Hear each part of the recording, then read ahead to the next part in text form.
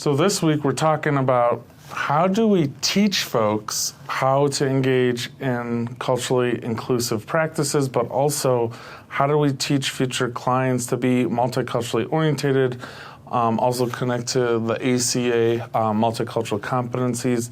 And I'm excited to have this dialogue because Dr. Marty, you've taught the multicultural class.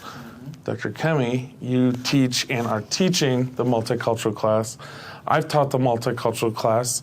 And Dr. Wimmer, I know how passionate you are about being multiculturally oriented, so I'm really excited for this dialogue.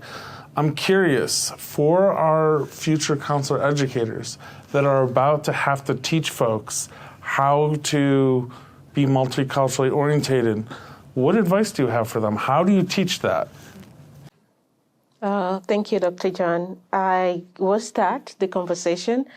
I think when I started teaching this class, the first thing I had in mind was the intentionality behind it, that students will be working with diverse clients, and how do I help them prepare to work with diverse clients? How do I help them to sit with the discomfort that they may experience to work with clients, and also model that in the class for them?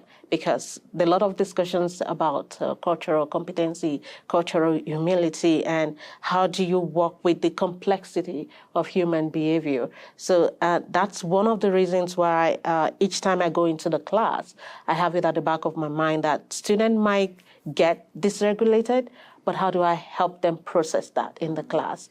And that will help them to sit with the discomfort that they have to approach. And how do they get comfortable broaching this sensitive conversation with client? It starts from the classroom. Mm-hmm. Mm-hmm.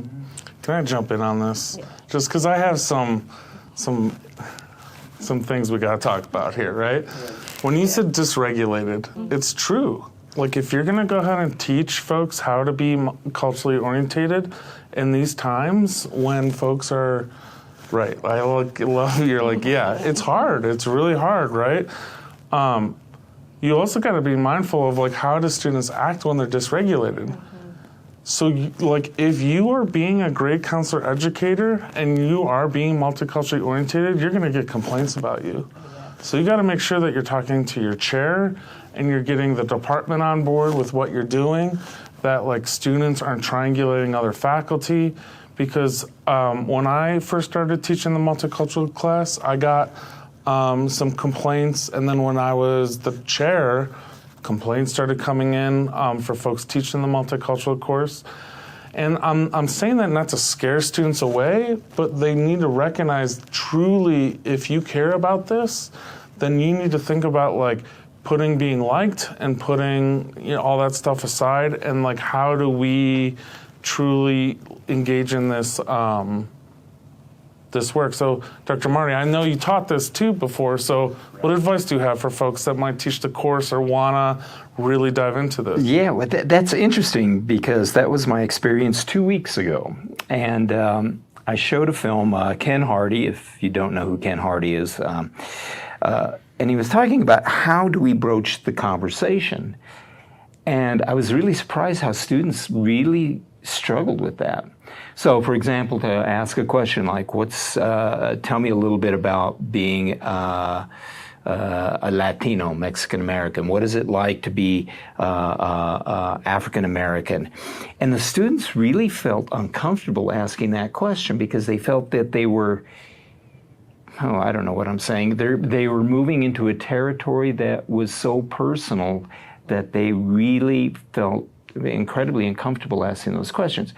Thankfully, Ken Hardy, walked through that. But again, I still find that that's very difficult for students to bring that up. And often there's a part of that I understand. And the other part I also understand is that culture it's very important in people's lives. And that is something that I think we really miss a very large part of who we are working with when we don't have those conversations. So helping people gain the courage to do that. Yeah, I feel like that's such an important, the courage piece of it, I feel like is so key.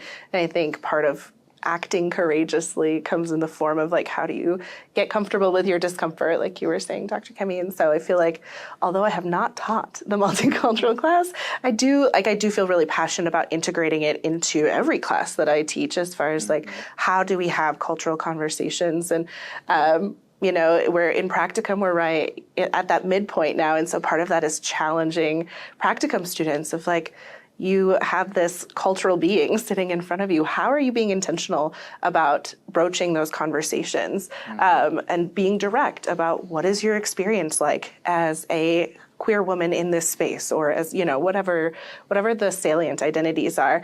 And I feel like a big component, something that I think about a lot as far as like setting up conversations, is talking about maybe the difference between safety and comfort, and that these conversations, we want them to feel safe. Like there's psychological safety, and you have to have some kind of framing and support for that to be able to have vulnerable conversations in the classroom.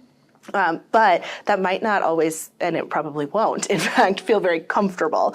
And just because you're uncomfortable doesn't mean you're unsafe. And so how can we create a classroom culture that can hold discomfort, but then also challenge each other to kind of venture into, we're still safe, we're still okay, but we're going to have tough conversations together. Yeah. Going back on that, I showed the color of fear in the class, and we took time to process that after they watched the film. A lot of them, that was the first time they're watching the film, and we took time to process what was coming up for you, label those feelings. Each one had just one feeling that was coming up for you in the class after watching the film, and also what did you learn from it, and how did that conversation go. So those are part of the things that I did with the student in the class. And I said, there's no right or wrong answer. You know, students coming with, oh, I don't want to say the wrong thing. And I told, we cannot process that, okay, saying the wrong thing stands like a barrier to you from broaching this conversation. And sometimes you will say the wrong thing, but how do you broach that even when you say the wrong thing? And it goes on looking at what are your clients' nonverbal disposition when you say those wrong things, and bringing that into the session and broaching it. Okay, I said this now, and I noticed that your posture changed. I just want to check in. How did you receive that? You know, it's the fear of saying the wrong thing eventually stops you from broaching those conversations, and also stops the client, doesn't help the client know that, oh, in this space, this is my space, and no conversation is off the table. That's what we want the client to feel comfortable about. But when you're talking about, oh, I don't want to say the wrong thing, definitely you're not opening that door, that channel for the client to be comfortable to talk about those things in the session. I'm hearing the importance of psychological safety, but what I love about what, like you're saying, Dr. Kemi, is like you're really good at supporting folks at being like, okay, like what is keeping you right now? Like what is stopping you? And how you pivot to how is that going to, you're actually really good at this. How does that play out with your clients? I think sometimes we forget as counselor educators that the whole purpose of all these conversations is to do better counseling. It's to do better counseling, right? And I don't know, I just appreciate kind of like you bringing that up. Thank you. So thanks for the dialogue, everybody, and we'll continue these as we go through the weeks. Thank you, Sean. Thank you.